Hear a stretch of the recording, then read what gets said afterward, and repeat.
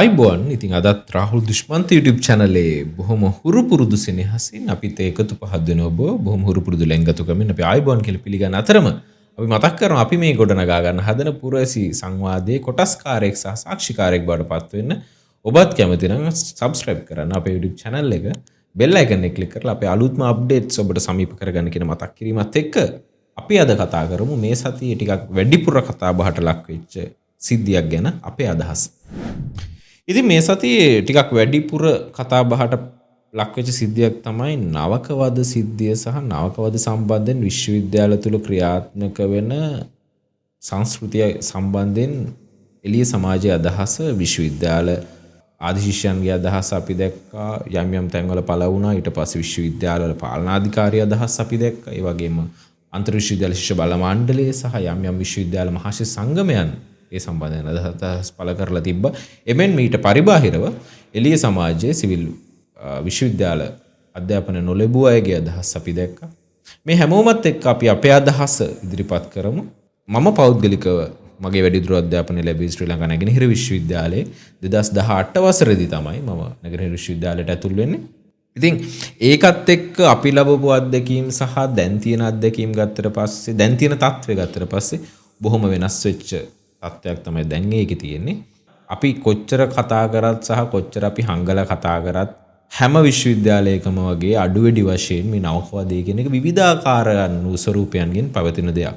සහ අපිත් ඒකට මුහුණ දුන්නා. යම් යම් අවස්ථාවල විවිධ දරා ගැනීම සහ විවිධ පීඩනයන් දරා ගනිමින් මේක අපි බොහොම සුහද සාකච්ඡාවක් සුහද අදහස් සුමාරුවක් විදිහට තමයි අපි අද මේ වැඩසටහන ගෙනියන්නේ. ඒ නිසා අපි කැමති ඔබේ අදහස් ඔබ පහලින් කමෙන්ට් කරනවට. මොකද අපි කියන්නේ මේ සමාජය කියන එක ප්‍රගමණය වෙන්න ඕන. මේක 2018 තිබ්බ තත්ත්වයම නම් 2025 විශ්වවිද්‍යාලවල තියෙන්නේ නෑ. ඒක වැරදි. දුර්වලතා පිටු දැකලා ඒක වඩා වැඩි දියුණු වෙච්ච පුරවැසි ලක්ෂණයන් අත්පත් කරගන්න ඕන. වඩා වැඩි දියුණු වෙච්ච අප්ග්‍රේඩ් වෙච්ච සමාජයක් මාස් සොසයිටි එකක් අපිට ඕන. ඒ 2050 දී ලෝකෙට ගැලපෙන විදිහේ අතරම විශ්වවිද්‍යාලයක් නම් 2050 ලෝකෙට ගැලපෙන ඊළඟ දශක දෙක තුනට ගැලපෙන විශ්වීය පුරවැසියන් නිර්මාණය කරනවාද ශ්‍රී ලංකා විශ්වවිද්‍යාල කියන ප්‍රශ්නාර්ථය අපිට ළඟ ඉතුරු වෙලා තියෙන වෙලාවක අපි අද කතා කරමු මේ නවකවාදයේ සම්බන්ධයෙන් මොකද්ද අපි දරන අදහස කියලා සහ සමාජයේ එළියේ තියෙන අදහස. ඉතින් මේ නවකවාදය කියන එක අපි කලින් කව විවිධාකාරයන්ගේ විවිධ ස්වරූපයන්ගෙන් ක්‍රියාත්මක වෙන දෙයක්. හැබැයි අපි කියන්නේ තව දුරටත් නවකවාදය කියලා දෙයක් හෝ නවක නම්නීකරණය කියලා වැඩසටහනක් හෝ එහෙම වැඩක් නැහැ.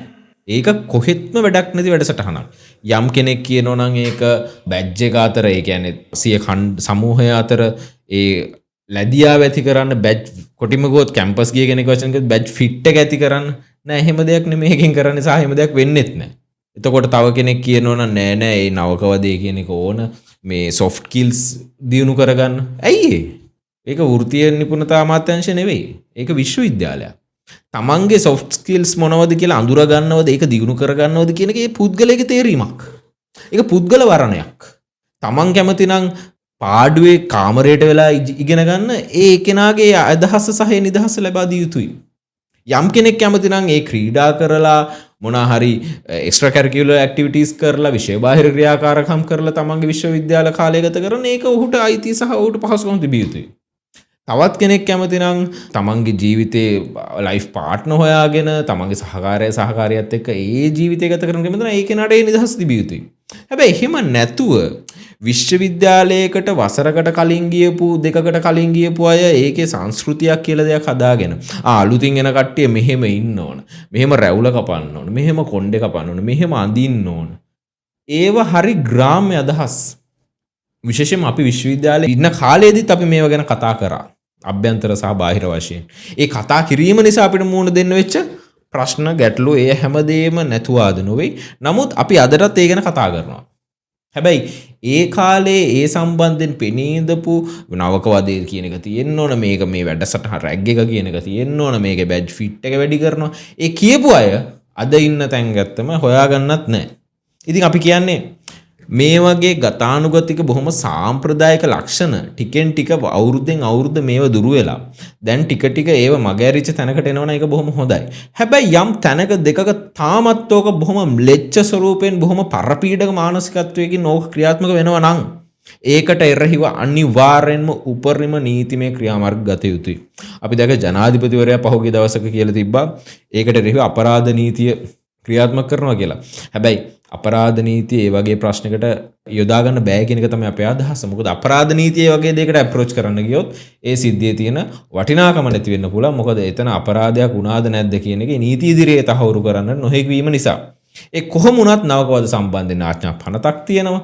මේ පනතේ දැඩි දඬුවම් තියෙනවා. හැබැයි තවදුරටත් ඒක එළිය සමාජයට සහ පොලිස් පැමිණිල්ලකට එන්නේ නැති නිසා තමයි මේ සම්බන්ධයෙන් දැඩි පිළිලයක් විදියට ශ්‍රී ලංකාවේ සමස්ත විශ්වවිද්‍යාල පද්ධතියටම අඩු වැඩි වශයෙන් බෝ වෙලා තියෙන්නේ. ඒ නිසා අපි කියන්නේ දැනට විශ්වවිද්‍යාලේ ඉන්න පිරිස මේ ගැන අභ්‍යන්තර සාකච්ඡාවන් කතා කරන්න. මොකද අපිත් ඉන්න කාලේ එක එක කව හදාගෙන එක එක විශ්වවිද්‍යාලේ මහාශි සංගමයේ වගේම අපි හැමතැනකදී මේවා කතා කරා. කියන ඔබත් මේ ගැන කතා කරන්න. මේවා පිටු දකින්න ඕන නේද? මේවා හරි ග්‍රාම්‍ය නේද? මීට වඩා නිදහසක්, මීට වඩා ලිබරල් ගතියක් විශ්වවිද්‍යාල තුල ඇති වෙන්න ඕන නේද? තමන් කැමති පාත් එකේ තමන්ට යන්න. විශ්වවිද්‍යාලයට අද බඳවාගත්ත ළමයා, අද බඳවාගත්ත තරුණයා හෝ තරුණිය තමන්ගේ ජීවිතය ගත කරන්නේ තමන් හෙට අඳින්නේ මොනවද, කන්නේ බොන්නේ මොනවද, කොහෙන්ද කන්නේ බොන්නේ කියන එක අතිශය පෞද්ගලික වර්ණයක්. ඒ වගේ අතිශය මානුෂීය පෞද්ගලික වර්ණයන් පවා ඊට උඩ බැජ් එකකින් තීරණය කරනවා කියන්නෙම ඒක බොහොම ප්‍රාථමිකයි, ග්‍රාම්‍යයි, පාදඩයි. අන්න ඒ වගේ පාදඩ ගති ලක්ෂණ ටිකෙන් ටික මේ විශ්වවිද්‍යාල උපසංස්කෘතිය වලින් අයින් වෙන්න ඕන. මේවා අයින් කරගන්න බැරි තැන් තියෙනවා නම් මේවට බෙහෙත් විදලා හරි මේවා තලල පොඩි කරලා දාලා හරි මේවා අයින් කරන්න ඕන. මොකද මේවා පිළිල වගේ ව්‍යාප්ත වෙන්න පුළුවන්. විශ්වවිද්‍යාල විශේෂයෙන්ම අපි දැක්ක මේක රාජ්‍ය විශ්වවිද්‍යාල මෙන්ම මේක ටිකෙන් ටික පෞද්ගලික විශ්වවිද්‍යාල වලට පැතිරෙමින් තියෙන තත්ත්වයක්. මේක අතිශය භයානක තත්ත්වයක්. අපි කියන්නේ 2025 දී රැක් කරන අදහසක් තමන්ගේ තුල ගොඩ නැගෙනවා කියන්නේ එක්කෝ රැග් වීමට සමහරක් අය රැග් වෙන්න කැමති. අයියෝ අපිට රැග් කරන්නවත් කවුරුවත් නැහැ. ඒව හරි බොළඳ අදහස්. ඇත්තටම මේ වගේ මානසිකත්වයක් තියෙන මිනිස්සෙක් කොහොමද විශ්වවිද්‍යාලයකට එන්නේ කියන එක. කොටිමුත් විශ්වවිද්‍යාලය කියන්නේ විශ්වීය විද්‍යාලය. ඒ කියන්නේ අනාගත ලෝකයට ගැලපෙන ඒ පුරවැසියා නිර්මාණය කිරීම නම් විශ්වවිද්‍යාලයකින් කෙරෙන්නේ. තමන්ගේ අධ්‍යාපන සුදුසුකම වගේම තම මානසිකව සූදානම්ද කියලා තමන්ම හිතලා බලන්න. ඒ විශ්වීය පුරවැසියා මගේ ඇතුළේ ඉන්නවද කියන එක. එහෙම නැතුව තවදුරටත් අපි රැක් කරන්න කැමති, ඊට පස්සේ අපි ඊළඟ එන බැජ් එක රැක් කරන්නත් කැමති කියන අදහස මේ එළිය ජන සමාජයේ බොහොම ප්‍රතික්ෂේප වෙන, බොහොම ගර්හාවට ලක් වෙන කාලයක් තමයි මේ ගත කරන්නේ. මම නියෝජනය කරපු, මම අධ්‍යාපනය ලැබපු ශ්‍රී ලංකා නැගෙනහිර විශ්වවිද්‍යාලයේ නවකවදේ කියන එකේ රැග් එක කියන එක විවිධාකාර ස්වරූපයෙන් පැවතුණා. විශේෂයෙන්ම යම් දේවල් මතක තියාගන්න, බැජ් එකේ කට්ටියන්ගේ දේවල් මතක තියාගන්න, බැජ් එකේ ළමයිගේ. ඉතින් ඒ වගේම කැම්පස් එකේ උපසංස්කෘතිය මතක තියාගන්න. ඔය අතරෙම යම් අවරගණේ ලක්ෂණද පහරදී මේ වගේ අවරගණේ ලක්ෂණයන්ද පැවතුනේ නැතුවම නොවේ, පැවතුණා. ඒවට අපිද මුහුණ දුන්නා. ඒ නමුත් ඒ දේවල් 2025ටත් ගෙනියන්න ඕනේ නැහැ කියන එක තමයි අපේ අදහස. විශේෂයෙන්ම හැම බැජ් එකක්ම, හැම විශ්වවිද්‍යාල කණ්ඩායමක්ම කතා කරනවා මේ අපි ලැබපු අත්දැකීම වැඩි, ඊට වඩා ගොඩක් අඩු කරන්න ඕනේ. ඒක මම පෞද්ගලිකව දන්න කාරණාවක්. විශේෂයෙන්ම අපිට ඉහළ ඒ කියන්නේ අපේ ඩිරෙක්ට් සීනියර්ස්ලා පවා ඔවුන් විශාල අවරගණේ ලක්ෂණයන්ට මුහුණ දුන්නත් ඔවුන් ඒකේ හැකි උපරිමයක් පාලනය කරමින් තමයි අපි මේ වැඩසටහනට සම්බන්ධ කරගත්තේ. විශේෂයෙන්ම අපේ කණ්ඩායමත් ඒ වගේ අදහසක නිරත වුණා. ඒ කොහොම වුණත් ඔය ප්‍රාථමික අදහස් තියෙන මිනිස්සු හැම බැජ් එකකම, හැම ෆැකල්ටි එකකම අඩු වැඩි වශයෙන් ඉන්නවා. ඒ අඩු වැඩි වශයෙන් ඉන්න අය අතරේ තමයි තමන්ගේ විශ්වවිද්‍යාල කාලය බොහොම පරිස්සමින් ගත කරන්න ඕන. ඉතින් අපි සමහරක් අය දැක්ක සමාජ මාධ්‍යයේ කියන ඕක ඉතින් මැරෙන්න තරම් සිද්ධියක්ද? අපිට එහෙම කියන්න කිසිම සදාචාරාත්මක අයිතියක් නැහැ. මොකද මිනිසුන්ගේ දරා ගැනීම හැකියාව කියන එක හැමෝගෙම එක සමාන නැහැ. යම් කෙනෙක් අඬලා තමන්ගේ වේදනාව, තමන්ගේ පීඩනය පිට කරාට තවත් කෙනෙක් ඒක තනියම ඉඳලා ඒ වේදනාව පිට කරගන්න පුළුවන්. තවත් කෙනෙක් ඒක උග්‍ර තත්වයකට ගියාම, මේක බොහොම තීව්‍ර මට්ටමට ගියාම සීදී නසා ගැනීම දක්වා යන්න පුළුවන්. ඒ නිසා කිසිසේත්ම ඒ වගේ කතා ප්‍රතික්ෂේප කරනවා. මොකද මිනිසුන්ගේ ඉමෝෂන්ස් කියන දේ, මිනිසුන්ගේ හැඟීම් කියන දේවල් සමාන වෙන්නේ නැහැ. ඒව අනිත් කෙනාට ඒ කෙනාගේ හැඟීම් පාලනය කරගන්න විදිහ එළිය සමාජයේ දැන් අපිට කියන්න අයිතියකුත් නැහැ. සහ ඒක බොහොම නිකන් කයිවාරුවක් විතරයි. ඒ නිසා තවදුරටත් විශ්වවිද්‍යාල වලට කෙටියෙන්ම සාරාංශයක් විදිහට අපි කන්ක්ලූෂන් එකක් ගත්තොත් විශ්වවිද්‍යාලයට නවකවදේ කියන එකක් අවශ්‍ය නැහැ. මේ කියන්නේ රාහුල් දුෂ්මන්ත YouTube channel විදිහට අපේ අදහස. අද විශ්වවිද්‍යාලයට එන ශිෂ්‍යයා හෝ ශිෂ්‍යාව හෙට ඉඳන් Tamanට කැමති විදියට ජීවත් වෙන්න ඒ විශ්වවිද්‍යාලය තුල හැසිරෙන අයිතිය තියෙනවා. ඔහු කොට කලිසමක් යන්ද කියලා විශ්වවිද්‍යාලයේ තියෙන උපසංස්කෘතිය හෙළවෙනවනම් ඒ උපසංස්කෘතිය බොහොම සැහැල්ලුයි නේද? බොහොම සරලයි. එහෙම නැතුව ඒ ළමයා මොකක් හරි කොණ්ඩේ කට් එකක් කැපුවා හරි ඉයරින් කරාබුවක් දැම්මා හරි මොන හරි ෆැෂන් එකක් කරා කියලා හරි ටැටූ එකක් ගැහුවා කියලා හරි විශ්වවිද්‍යාලයේ උපසංස්කෘතිය හෙළවෙනවනම් ඒක ඇත්තටම උපසංස්කෘතියක් වෙන්න බෑ. ඒ නිසා ඒ වගේ පොඩි පොඩි දේවල් වලින් ඒ විශ්වවිද්‍යාලයේ තියෙනවා කියන මහා අභිමානය හරි උපසංස්කෘතිය හරි ගර්හවට ලක් වෙනවා කියන්නේ එතෙක් කාලයක් අර ඒගොල්ලෝ උපසංස්කෘතිය කියලා හිත ඇතුලේ ගොඩනගාගෙන තිබ්බ හීනමානය බොහොම හිතලුවක්. ඒ නිසා අපි කියන්නේ මිනිස්සුන්ට මේ 2025 කියන්නේ මේක බොහොම අනාගතවාදී පරපුරක් සහ අනාගතවාදී සමාජයක්. විශේෂයෙන්ම මිනිස්සු අනාගත ලෝකයේත් එක්ක සම්බන්ධ වෙන්නේ. විශේෂයෙන්ම නව තාක්ෂණයත් එක්ක ඊළඟ අවුරුදු 10 ලෝකෙ මොනවද වෙන වෙනස් වීම, ඊළඟ අවුරුදු 20 දී ලෝකයේ ඉල්ලුම ඇති වෙන අධ්‍යාපන ශාස්ත්‍ර මොනවද, වෘත්තීය ශාස්ත්‍රයන් මොනවද ඊළඟ අවුරුදු 20 දී. එහෙම නැතුව තවදුරටත් අපේ රැකගෙන ආපු සංස්කෘතියක් තියෙනවා, උපසංස්කෘතියක් තියෙනවා. ඒ සංස්කෘතිය රැක ගන්න ඕන. 7න් පස්සේ තමයි ෂෝට් අඳින්න පුළුවන්. 7 වෙනකන් ෂෝට් අඳින්න බෑ. මොනවද මේ කතාව? ඒ නිසා අපි කියන්නේ මේව අප්ග්‍රේඩ් වෙන්න ඕන. මිනිස්සුන්ට තමන්ගේ කැමති දේ කරන්න විශ්වවිද්‍යාලයේ නිදහස තියෙන්න ඕන. අදහස වගේම විශේෂයෙන්ම අපිට පෞද්ගලිකවත් වින්ද දේවල් තිබ්බ සමහර අදහස් පවා අපේ ගර්හවට ලක් වෙලා ඒක විශේෂයෙන්ම දැඩි ප්‍රහාරයන්ට ලක් වෙන්න වෙච්ච මතවාදී වගේම ශාරීරික ප්‍රහාරයන්ට විශේෂයෙන්ම අපි නියෝජනය කරන අදහස් ආගමිකයිද නිරාගමිකයිද කියන තැනට පවා වෙනත් කණ්ඩායම් වල වෙනත් බැච් වල අයගේ අවධානය යොමු වෙලා ඒ මත ගොඩනැගුණු පීඩනයන්ට අපි මුහුණ දුන්න අවස්ථා තිබ්බා. නමුත් ඒ මොනවා වුණත් අපි තවමත් අපේ අදහස් වල ඉන්නවා සහ අපි තවමත් අපේ අදහස් වෙනුවෙන් හඬ නගනවා. අපි කියන්නේ මිනිස්සුන්ට නිදහස් අදහස් තියෙන සාකච්ඡාවන්ට විවෘත තැනක් තමයි විශ්වවිද්‍යාලය කියන්නේ. විවිධ අදහස් ඇති වෙන්න ඕන සාකච්ඡාවන් සංවාදයන් ඇති වෙන්න ඕන විශ්වවිද්‍යාලය. විශ්වවිද්‍යාලයක් මිනිස්සු අපි හැමතිස්සෙම කියන සමාජය ප්‍රගමණය වෙන සාකච්ඡාවේ. අපි කරන්නේ මොකද්ද? පුරවැසි කතිකාවත් නිර්මාණය කරන එක. පුරවැසි කතිකාවත අපි එළිය සමාජයට දෙනවා වගේම එළිය සමාජෙ දැනුවත් වෙලා ඉන්න ඕන දැනුමින් පෝෂණය වෙන්න ඕන ඒ අපි ගේන පුරවැසි කතිකාවත ඉදිරියට ගෙනියන්න. අන්න එතකොට සමාජයක් ප්‍රගමණය වෙන්නේ. අපි කියන්නේ අපි කතා කරන දේවල් ගැන මිනිස්සු කතා වෙන්න ඕන. ආයතනයට ගියාම කතා වෙන්න ඕන. බස් එක නැග්ගම දෙන්නේ කතා කරද්දි කතා වෙන්න ඕන. මෙහෙම ප්‍රශ්නයක් තියෙනව නේද රට එහෙම දෙයක් තියෙනව නේද කියලා. මේවා වැරදි නේද කියලා. ඉතින් ඒ නිසා අපි කියන්නේ තව දුරටත් ওই නවකවදේ කියන එක ඕනේ නැහැ. රැග් එක ඕනෙත් නැහැ. නවක නම්නී කරන ඔය හැම මගුලේ නමකින් මෙන්න ඔය වැඩසටහන. හැබැයි ඔය දේවල් දැන් ඕනේ නැහැ. ඕව බොහොම අවරගන්නේ. ඕව බොහොම රිජෙක්ටඩ් කන්සෙප්ට්. ඕව බොහොම ප්‍රතික්ෂේප වෙච්ච සංකල්ප. ඒ නිසා මිනිසුන්ගේ නිදහස තමයි දැන් යුගයේ අලුත්ම බලාපොරොත්තුව සහ අලුත්ම දේ වෙන්නේ. පෞද්ගලික වර්ණය පර්සනල් චොයිස් එක. මම කැමති මෙහෙම ඉන්න නම් කැම්පස් එකේ. ඒ මට තියෙන නිදහස. ඒක තව කෙනෙක්ට හානියක් නැත්තම්, තව කෙනෙක්ට ශාරීරික හෝ තව කෙනෙක්ගේ සෞඛ්‍යයට හෝ තව කෙනෙක්ට ඒක මානසික හිංසනයක් ලක් වෙන්නේ නැත්තම්, තව කෙනෙක්ගේ අධ්‍යාපන අවස්ථාව මගේ අතින් බාධාවක් වෙන්නේ නැත්තම්, ඒ මම විඳින නිදහස තව කෙනෙක්ට ප්‍රශ්නයක් වෙන්න බෑ කියන පුළුල් අදහස තමයි අපි නිතරම සමාජයට යෝජනා කරන්නේ. ඒ නිසා අපි දැනට විශ්වවිද්‍යාලයේ ලබන ශිෂ්‍ය ශිෂ්‍යාවන්ටත් කියන්නේ තමන්ගේ නිදහස ගැන කතා කරන්න. මීට වඩා සාකච්ඡාව විශ්වවිද්‍යාලයේ විවෘත කරන්න. දේශපාලනය ගැන කතා කරන්න, ආගම ගැන කතා කරන්න, ලිංගිකත්වය ගැන කතා කරන්න. මේ හැම දෙයක්ම මිනිස්සුන්ගේ වෙන්න ඕන දේවල් සහ මිනිස්සු හිතන පතන විදිහ වෙනස් වෙන්න ඕන දේවල් මේ වගේ ඕපන් ෆෝරම් විවෘත සංවාදයෙන් ඇතිවිය යුතුයි. ඒ විවෘත සංවාදයෙන් ඇතිවීම තුළ තමයි එකට එකතු වෙනස් අදහස් එකතු වෙන්නේ. ඒ වෙනස් අදහස් ඇතිවීම තුලින් ඊට වඩා දියුණු වෙච්ච අදහසක් එළියට එන්නේ ඒ විවෘත සංවාදයන් තුලින්. ඒ නිසා දැනට යම් යම් විශ්වවිද්‍යාලවල මේ වගේ සංවාදයන් තිබුණත් කොළඹට ආසන්න ටිකක් දුරට යද්දී වගේ සංවාදයන් සහ කව අපිට පේන්නේ නැහැ. ඉතින් අපි කැමති විශේෂයෙන් මම අධ්‍යාපනය ලැබුණ නැගෙනහිර විශ්වවිද්‍යාලයේ ඔය තත්ත්වය ඇති වෙනවා නම් යම් යම් දුර්ලක්ෂණ තියෙනවා නම් ඒව හැකියක්මනින් निराකරණය වෙනවා නම් ඒව අප්ග්‍රේඩ් කරනවා නම් අපි කැමති. විශේෂයෙන්ම අපි නියෝජනය කරපු කාල සීමාව තුළ අපි යම් වෙනසක් කරන්න උත්සාහ කරා. අන්තිම වෙනකන් අපි මේ වෙනසේ ඉන්නවා. තවමත් අපි ඒ අදහස් වල නිරත වෙනවා සහ තවමත් ඒ අදහස් අපි නියෝජනය කරනවා. කෙනෙක්ට අද හම්බෙලා අපිට කියන්න බෑ ඔයාලා ඒ කාලේ හරමයි නේද? නෑ අපි මේ කාලෙත් මෙහෙම තමයි. ඒ නිසා අපි කියන්නේ මිනිස්සු සාකච්ඡා කරන්න ඕන. නවකවදේ මොනවාද මේ? බොහොම අවුට්ඩේටඩ් ඒවා. ඒව නෙවෙයි.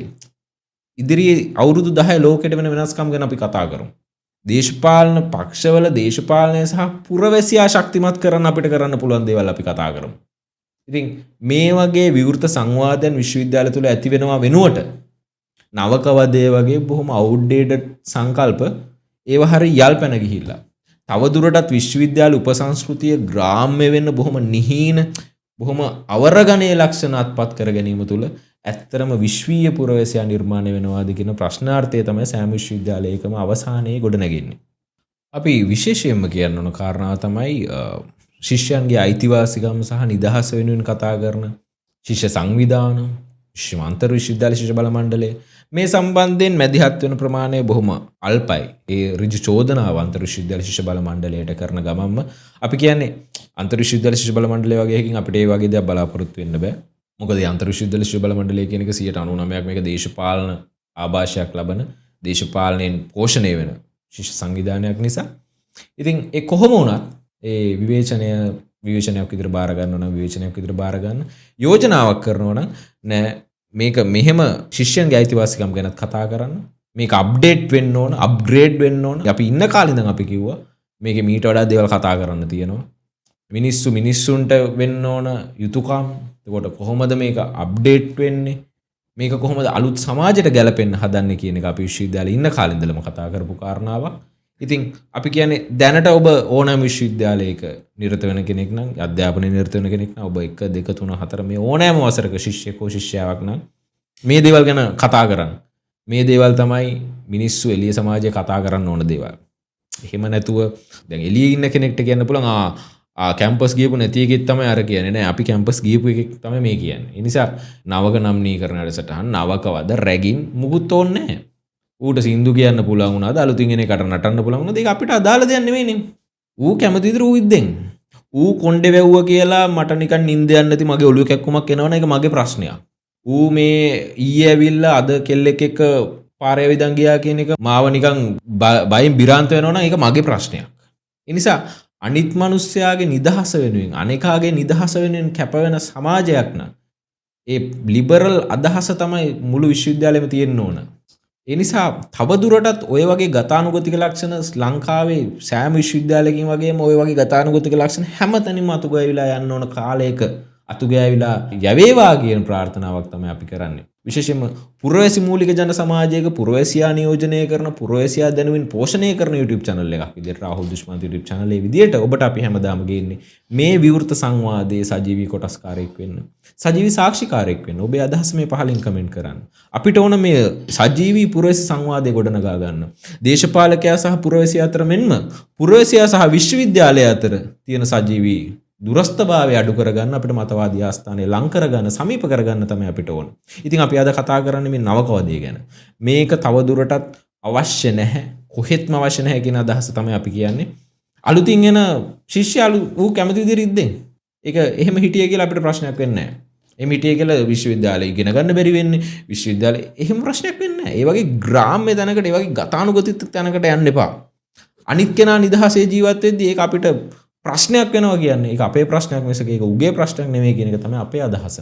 ඉතින් අපි කියන්නේ ওই වගේ අප්ඩේට් තැනකට එන්න ඒ යෝජනාවත් එක්ක සමස්ත විශ්වවිද්‍යාල ප්‍රජාවටම බොහොම සහෝදර අදහසින් අපි කියන්නේ මේ සජීවී පුරවැසි සංවාදයත් එක්ක එකතු වෙන්න ඔබ මගේ විශ්වවිද්‍යාලයේ කෙනෙක් වුණත් වෙන විශ්වවිද්‍යාලයක කෙනෙක් වුණත් මේ වගේ පුරවැසි අදහස් මේ සමාජයට යොමු කරන්න මේ වගේ වැඩි දියුණු වෙච්ච පුරවැසි යෝජනාවන් ඔබෙන් බලාපොරොත්තු වෙන්න සාමාන්‍ය මිනිස්සෙක් වගේම තමයි විශ්වවිද්‍යාල පුරවැසියා කියන්නේ සාමාන්‍ය මිනිස්සෙක්. එහෙම නැතු විශේෂ වටිනාකමක් ආරෝපණය වෙන්නේ. ඔබේ මගේ පෞද්ගලික වෘත්තීය ගමනට යම් ආභරණයක් ඇති වෙලා තියෙයි. ඒක පෞද්ගලික එළිය සමාජයට වැදගත්කමක් තියෙන දෙයක් නෙමෙයි. එළිය සමාජය අපි හැමෝම එකම ගණේ මිනිස්සු. ඒ කොහොම වුණත් ඔබ මම නියෝජනය කරන විශ්වවිද්‍යාලයේ හෝ වෙන විශ්වවිද්‍යාලයක නම් ඔබ කල්පනා කරලා බලන්න ඔබ අර ගොඩනගන අර විශ්වවිද්‍යාලය තුලින් ගොඩනගන විශ්වීය පුරවැසියා වෙන්න කොච්චර දුරට සුදුසුකම් ලබනවද කියලා ප්‍රතිශතයක් විදියට. ඒ නිසා තව දුරටත් ඔය වගේ අවුට්ඩේටඩ් අදහස් වල ඉන්නේ නැතුව ගොඩනගන විවෘත සංවාද ගොඩනගලා එක එක දුර්ගුණයන් එක එක ප්‍රාථමික ගති ලක්ෂණයන් බැහැර කරන්න, පිටු දකින්න විශ්වවිද්‍යාලය තුලත් ඉන් පිටතත් හඬන ගන්න. ඉතින් අපි අදට නියමිත වැඩසටහන මෙහෙම අවසන් කරමු. අවසන් වරට කියනවා මේ සජීවී පුරවැසි දේශපාලන සංවාදයට ඔබත් කොටස්කාරයෙක් වෙන්න කැමති නම් රාහුල් දුෂ්මන්ත YouTube channel එක subscribe කරලා bell icon එක click කරලා අපේ අලුත්ම updates ඔයාලට සමීප කරගන්න කියන මතක් කිරීමත් එක්ක අපි අදට ගිහින් යන ජය වේවා.